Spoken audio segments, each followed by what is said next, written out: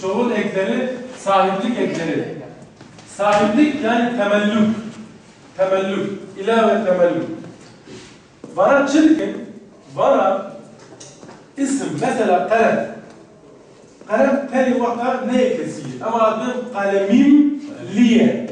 Kalemim.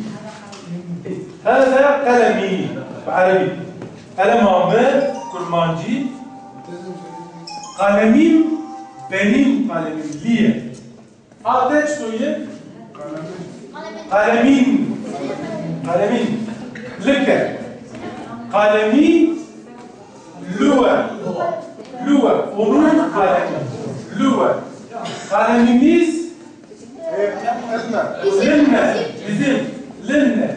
Bizim. Yani lenne. Kalemimiz ewe. Lekum. Lekum. Kaleminiz lekum. Kalemkum. Kalemahum şunu. Kalemahum. Onların kalemi. Tahuruf şiir. Temellü. Me, ne, sı, mız, ne. Adım Muhammed Elhindi. Burada Türkçe kursu yapıyoruz. Ben arkadaşlarımla Türkiye'ye geldik. Şimdi burada kursta yapıyoruz, Türkçe öğreniyoruz. Böyle yani daha hızlı öğreniriz yani. Şimdi bu kurs yani dersler zor değil yani. Hoca veriyor yani yavaş yavaş gramer yapıyor. Yani inşallah daha hızlı öğreniriz. Arabam.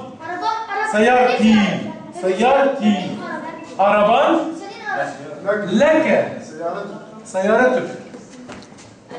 Arabası. Sayaretu. Lehu. Arabamız. Seyaret ne? Bizim arabamız. Hum. Seyaretun şunu betül. Arabaları. Sayarti şunu.